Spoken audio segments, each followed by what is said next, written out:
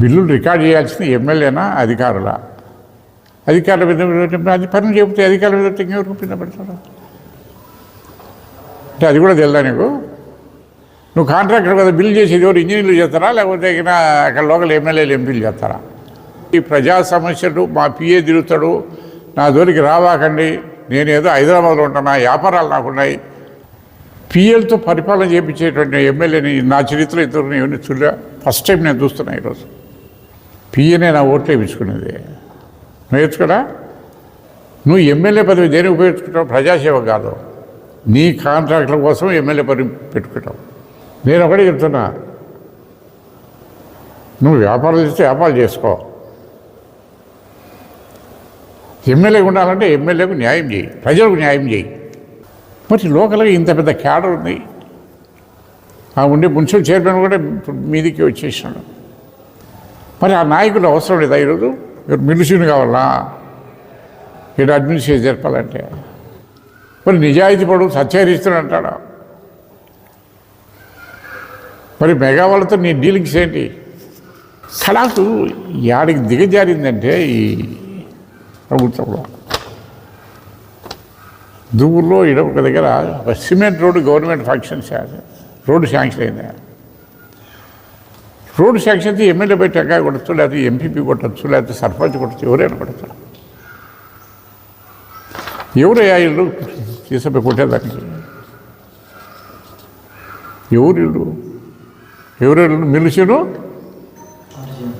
కాన్సీను వీళ్ళేనా పరిపాలన చేసేది? ఈయన కాన్స్టిట్యున్సీ ఎమ్మెల్యేలు వీళ్ళేనా? నువ్వు ఎమ్మెల్యే అయితే చక్కగా రిజిస్టర్ ఆఫీస్ కాడికి పోయావు. రిజిస్టర్ ఆఫీస్ కాడికి పోయావు. ఏం చేసి వచ్చినావు? నిజాయితీగా ఉండాలా? ఏడుంది నీ నిజాయితీ? ఎక్కడుంది నీ నిజాయితీ? అక్కడ ఏం చూపించినావు ఏమో. మీ వాళ్ళు ఉన్నారు, మీ ఏజెంట్లు పెట్టుకున్నావు వసూలు చేసినారు. ఆ ఏజెంట్లతో మామూలు తీసుకున్నాం. ఇంతకుముందు తక్కువ, నేను ఇప్పుడు పెరిగింది అనుభవించాక. అవునా కదా? సత్యహరిశ్చంద్రుడు మాటలు చెప్తున్నాడు, చేసేదంతా తప్పుడు పడు. మొత్తం పొలాలన్నీ నీ చుట్టాలు పెట్టుకున్నావు. ప్రభాకర్ కోటీశ్వరుడు, మంచి మంచి ప్రైమ్ ల్యాండ్స్ అన్నీ కూడా చేసుకున్నావు. నా మీద ఏదో నేను భూమిని ఏదో ఆక్రమించాను 100 ఎకరాలు. దమ్ము ధైర్యం ఉంటే నేను చెప్తున్నా, నువ్వు ఈరోజు అధికారంలో ఉంది. నేను ఏదైనా ఇల్లీగల్గా ల్యాండ్స్ కానీ ఇంకోటి కానీ చేసి తిగిన ధైర్యము దమ్ము ఉంటే నువ్వు ప్రూవ్ చేయి. నువ్వు సిగ్గులాగా చెప్తాను, మెగా వాళ్ళతో నేను 15 రోజులు పని ఆపినవే. నువ్వు ఎందుకు ఆపినావు పని? ఇప్పుడు లాస్ట్ ఏడ జరుగుతుంటే ఈ కాన్స్టిట్యున్సీలో మండలానికి ఒకరిని పెట్టాడు.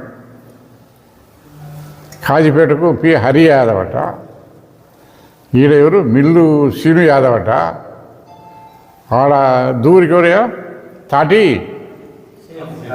తాటు శ్రీను యాదవ్ అట. అర్థం కదా? ఇంకా మఠానికి ఎవరు పెట్టాం? శివయ్య ఎవరో అదే అర్థం కదా? అంటే సార్ ఇప్పుడు మిల్లుసేను లేదా హరి వాళ్ళు పరిపాలన చేస్తున్నారనేది ఆరోపణ, లేకపోతే స్థానికంగా తెలుగుదేశం పార్టీ నాయకులకు పట్టం కట్టలేదా, లేదా వాళ్ళకి అధికారం లేదనేది ఆరోపణ. తెలుగుదేశం పార్టీ నాయకులకు ఎవరికే కానీ ఇంపార్టెన్స్ లేదు ఈ నియోజకవర్గంలో. గంటపదాకి చెప్తున్నా, కేవలం సీను త్రయం ఉండరు చూడు, హరీనా ఆశీనునా వీళ్ళు నడుపుతున్నారు తప్పగా. ఇప్పుడు ఒకటి ఇదే మన కార్పొరేషన్ డైరెక్టర్ కూడా ఉన్నారండి. ఎవరు ఉన్నాడు? మన బాబు అడ్వకేట్ ఉన్నాడు, మన ఇతను ఏసీకి మన మార్కెట్ యార్డ్ చైర్మన్ అయ్యాడు కదా, రవీంద్ర ఉన్నాడు. నువ్వు పోయి ప్రైజ్ డిస్ట్రిబ్యూషన్ ఇంకోటి ఎవరు నీళ్ళు అసలు? మన కాన్స్టిట్యూన్సీనా, మన ఓటర్లా, మనకు సంబంధమా? అధికారం అంతా ఇవ్వలేదురా. అందరికి అడిపోయి బెదిరించేది, వసూలు చేసేది ఆయనకు పంపించాడు. వీళ్ళ డ్యూటీ అదే కదా. సార్ మాకు అధికారం లేదు, మాకు ప్రయారిటీ లేదని చెప్పాల్సింది తెలుగుదేశం పార్టీ నాయకులు చెప్పాలి. వాళ్ళేమి ఆరోపణ నేను చెప్పింది కాదు, సుధాకర్ యాదవే చెప్తున్నాడు. ఏదైనా ఉంటే గినా ప్రజా సమస్య ఉంటే మా పిఏకు చెప్పండి, నేను అందుబాటులో లేను. నేను చెప్పేది కాదు అది. నేను చెప్పేది కాదు. ఇప్పుడు మైతుకుడు ఉంది, దాసరి బాబు కాడికి పో, లేకపోతే ఏపీ రమణకు పో, ఇంకొకరి కాడికి పోయి చెప్తాడా? మా పిఏ కాడికి ఏదో మా పిఏ నంబర్ ఇదో అనేది నేను చెప్పడం కాదు అది. ఆయన నోటి కూడా వచ్చి నేను రిపీట్ చేస్తున్నా అంతే. నువ్వు ఏ తప్పు చేయకపోతే, నువ్వు ఎలాంటి ప్రభుత్వాన్ని కానీ ప్రజలు మోసం చేయకపోతే,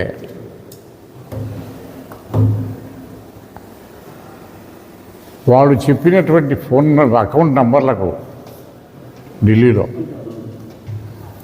అకౌంట్ నంబర్లకు నీ అకౌంట్ నుంచి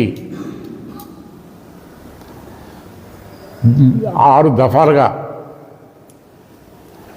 1,07,00,000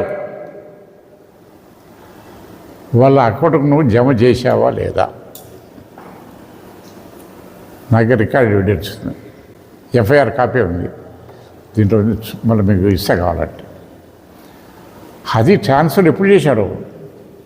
ఒకటి రాత్రి 12 గంటలప్పుడు ట్రాన్స్ఫర్ చేశాడు, ఒక 10 లక్షలు.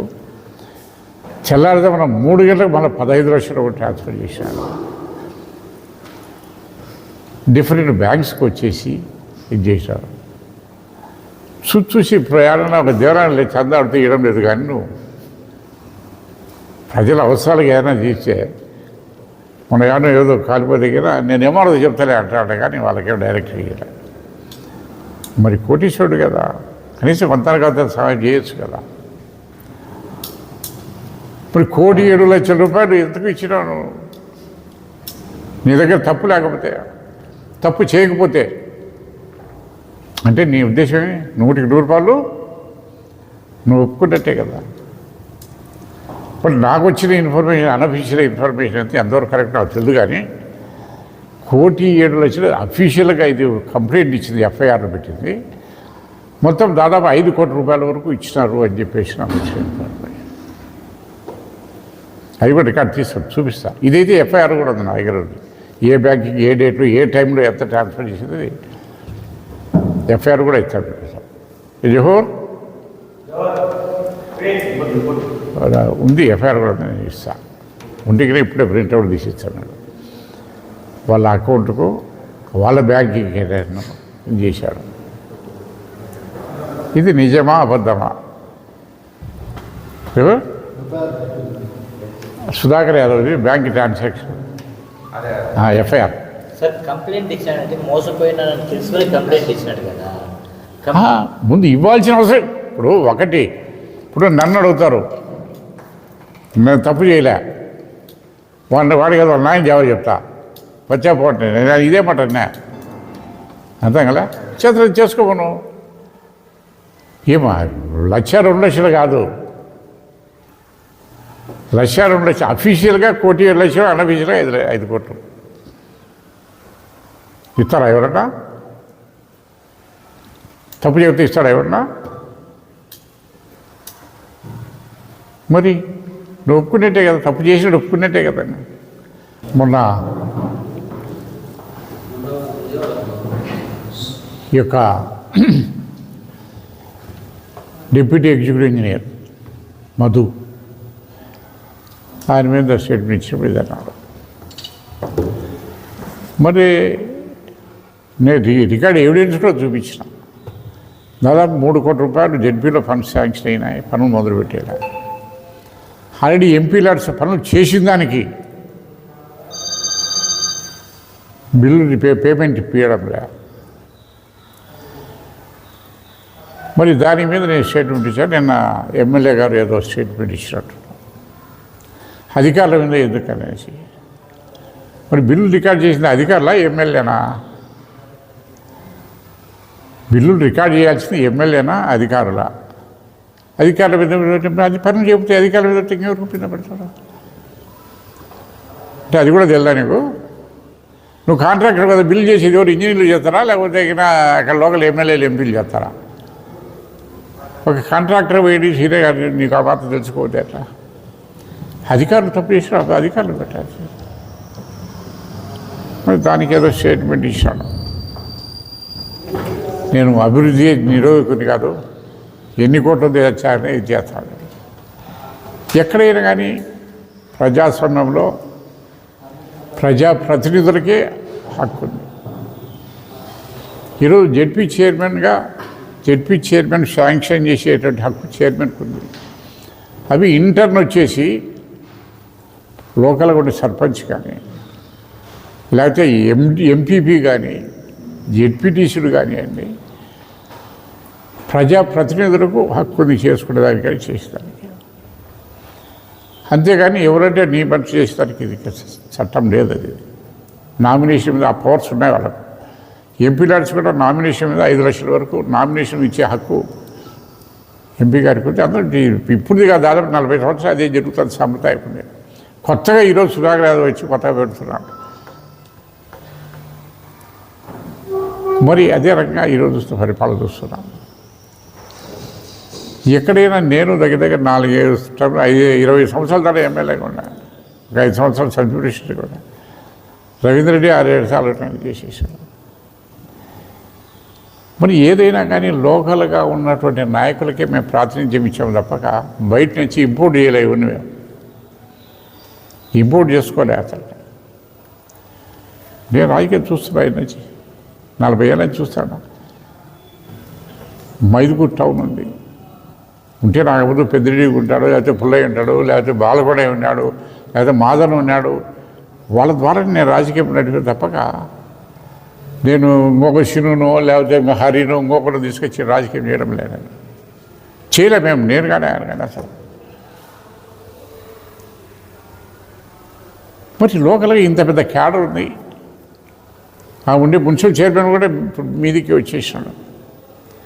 మైదుకూరు మండలం నీకు దగ్గర 7-8 వేల ఓట్లు మెజార్టీ ఇచ్చింది మైదుకూరు. 8,000 పైన మెజార్టీతో ఇచ్చింది మీకు మైదుకూరు. మరి ఈ నాయకులు చేయబట్టే కదా నీకు అంత మెజార్టీ వచ్చింది. మరి ఆ నాయకులు అవసరం లేదా? ఈరోజు ఇక్కడ మిలిషిని కావాలా, ఇక్కడ అడ్మినిస్ట్రేషన్ జరపాలంటే?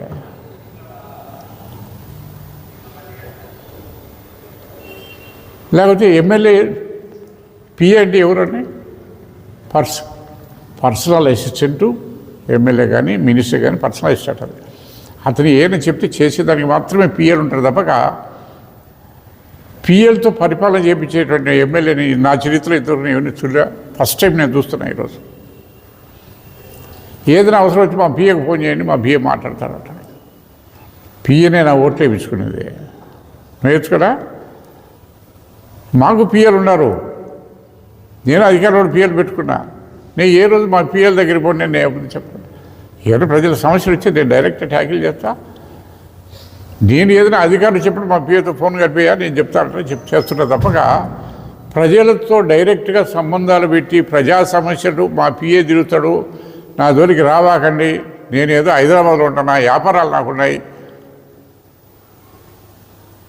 అనేటటువంటి ఎమ్మెల్యే నేమ్తో చూడలే బాధ. అన్నిటికి మించి ఈరోజు చంద్రబాబు నాయుడు చెప్పేది ఒకటే, వారానికి ఒక్క రోజైనా కానీ గ్రీవెన్సీని పెట్టి ప్రజల సమస్యలు తెలుసుకుని ఈరోజు మన పార్టీ ఆఫీసులో నేను చంద్రబాబు కూర్చుంటాడు, ఎమ్మెల్యేలు అందరూ కూర్చుంటాను, ఇది చేస్తాను. మరి నువ్వు ఎక్కడ అందుబాటులో ఉంటున్నావు? ప్రజలకు అందుబాటులో ఉన్నావా? అదే ఎవరో చూసినది వీకెండ్ ఎమ్మెల్యే అని ఏదో ఎవరు పెట్టింది అది?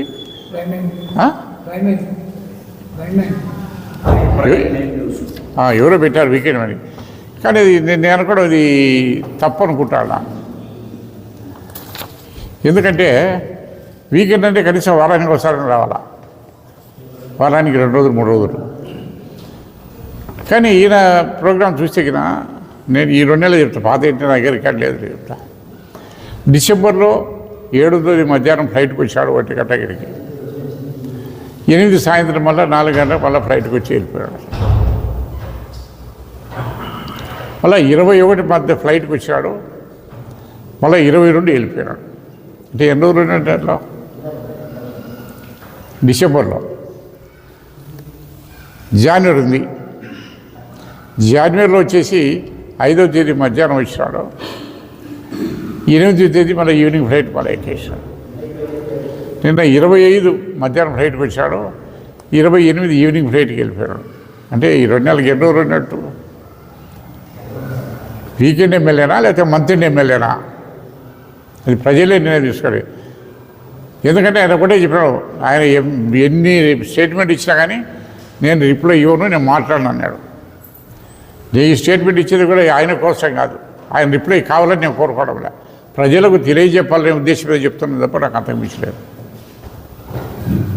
ప్రజలకు తెలియజెప్పాలనే ఉద్దేశం తప్ప నాకు అంతకంటే లేదు. మరి అదే రకంగా చూస్తున్నాం అధికారులు అంటున్నాం. ఇంతవరకు నేను 4 సార్లు ఏమైనా డీఎల్ అయింది, 6 సార్లు ధర 7 సార్లు ఉంటాడు పాపం. ఆయన మంత్రిగా కూడా ఉన్నాడు. ఏమైతే మా రిజిస్టర్ ఆఫీస్ అనేది నాకు తెలుసు. నేను ఇంతవరకు చూడలే రిజిస్టర్ ఆఫీస్ ఎక్కడో నాకు తెలుసు. ఆ రిజిస్టర్ ఎవరు ఉంటారో మాకు తెలుసు. నువ్వు ఎమ్మెల్యే అయితే చక్కగా రిజిస్టర్ ఆఫీస్ కాడిపోయాడు, రిజిస్టర్ ఆఫీస్ కాడిపోయాడు.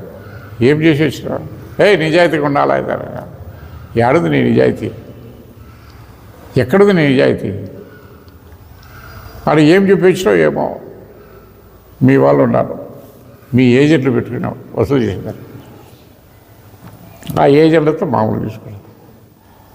ఇంతకుముందు తక్కువ, నేను ఇప్పుడు పెరిగింది ఆయన పోయి ఇచ్చినాక. అవునా కదా? పెరిగింది. మరి నిజాయితీ పడు సత్యహరిస్తాడంటాడా? మరి మెగా వాళ్ళతో నీ డీలింగ్స్ ఏంటి? నీ ఏ కంపెనీ వాళ్ళది?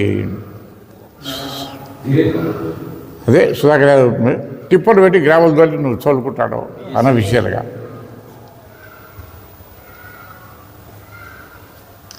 మరి కాంట్రాక్టర్లతో నువ్వు ఆలోచించబడి అన్నీ చేసుకుంటావు. ఈ పైప్ లైన్ కాంట్రాక్టర్ కానీ వీళ్ళందరితో నువ్వు ఏం చేస్తావు?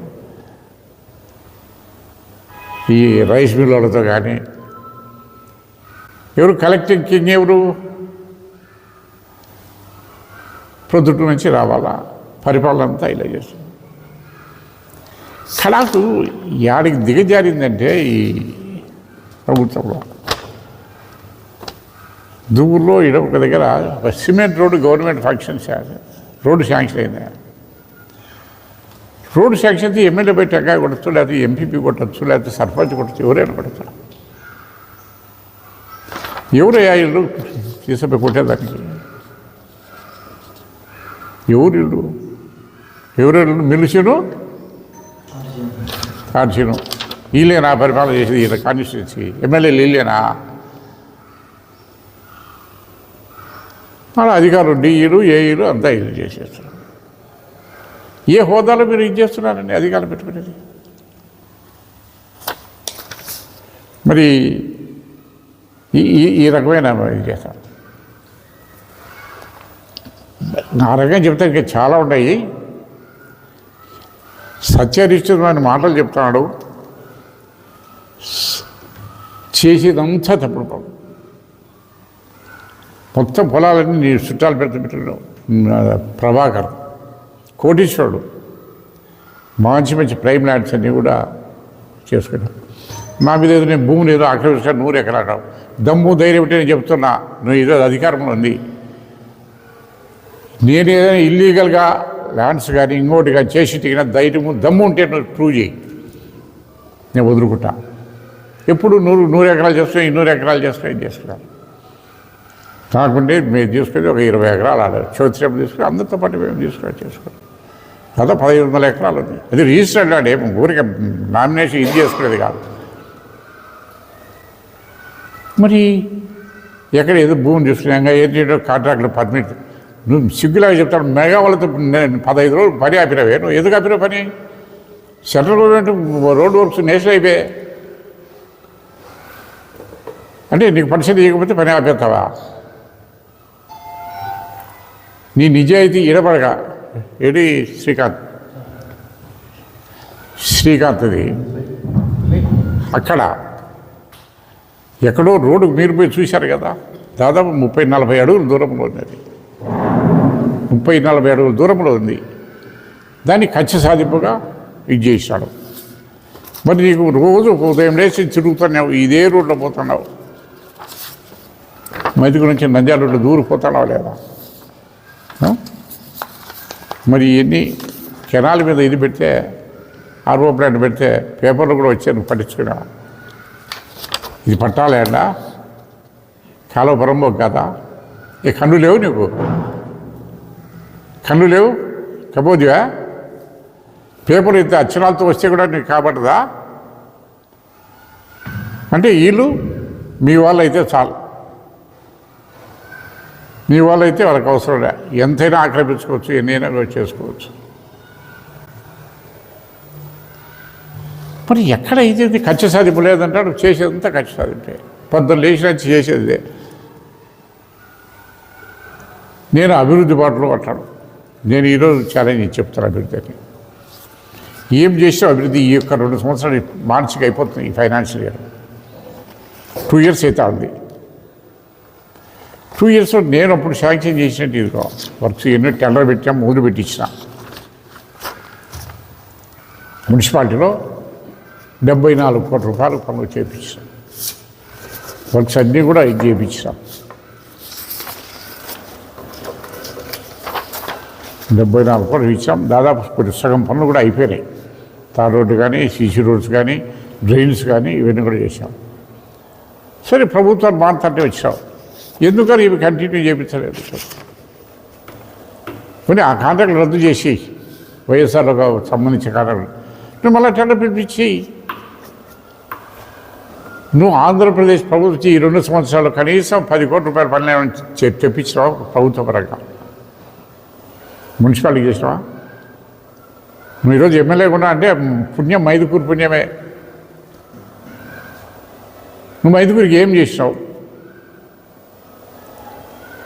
మరి నేను అదే పనిగా పాలిటెక్నిక్ కాలేజ్ చెప్పేసి 5 ఎకరాల స్థలం ఇచ్చినాం. 32 కోట్లు నాబార్డుకి శాంక్షన్ చేసినాం. టెండర్స్ కూడా పిలిపించాం. 2 ఏళ్ళు కావస్తుంది. ఎందుకు నువ్వు యాక్షన్ తీసుకోలేదు? ఎందుకు మీరు చెప్పలేదు? డిగ్రీ కాలేజ్ ఉంది ఇక్కడ. ఎలిమెంటరీ స్కూల్ ఉంటే నేను ఇప్పుడు మాట్లాడి తెలుగుగా ఎస్సీతో సీతో మాట్లాడి 5 ఎకరాలు ల్యాండ్ ఇప్పించాక టెంపరీగా నేను కొద్ది డబ్బు తీసుకొని ఎంపీ ల్యాడ్స్ పెట్టి షెడ్ వేసి ఇప్పుడు కాలేజీ పెట్టించాను. దానికి బిల్డింగ్ కావాలని నేను అసలు సీఎం గారితోనే ఇది చేశాను. నేను ఒటికి చెప్పడం కాదు, అప్పుడు సీఎంతో కొట్లాడి చూడండి.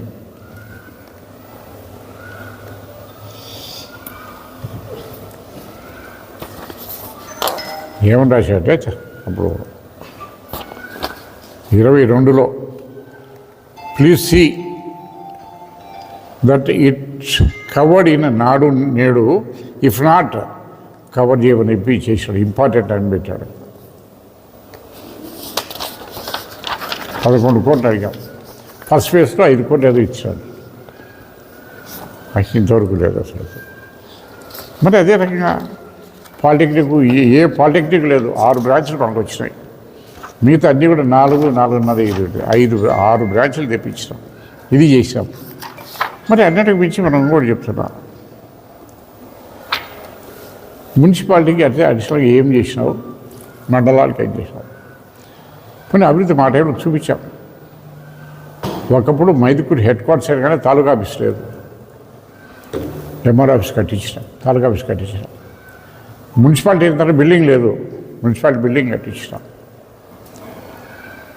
దాదాపు 15 కోట్ల రూపాయలు తార్ రోడ్లు వేయించినాం. 7-8 కోట్ల రూపాయలు సిమెంట్ రోడ్లు వేయించినాం. నీకు అన్నిటి గురించి బ్రహ్మంగారి మఠంలో నందిపల్లి నుంచి మఠానికి రోడ్డు నీట్గా 5 ఏళ్ళ పడి ₹1 ఖర్చు పెట్టా తార్ రోడ్డు వేయించినాం. మరి అదే ఇంకా రోడ్స్ అన్నీ కూడా విపరీతంగా చేయించినాం. అన్నీ కూడా కాజీపేట మండలంలో కానీ, చాపాడు మండలంలో కానీ, దూరు మండలంలో కానీ, దూరులో కూడా ఏం తాలూకా ఆఫీసులు అయితే కట్టించినాం. దాదాపు 70 సచివాలయాలు కట్టించినాం. రైతు భరోసా కేంద్రాలు కట్టించినాం. హెల్త్ క్లినిక్లు కట్టించినాం. మరి పిహెచ్సిలో మన హాస్పిటల్లో కూడా దాదాపు 2 కోట్లు పెట్టి బిల్డింగ్ ఓపెన్ చేసిన ఒకటి ఉంది కదా ఈ పక్క. అది ఇంకొక రోజు చెప్పదలుచుకున్నాను. ఆ నిర్భయ హాస్పిటల్ నేను పర్మిషన్ తీసుకున్నాను, టెండర్స్ కూడా అయిపోయింది, అది కూడా చెప్తాను నేను.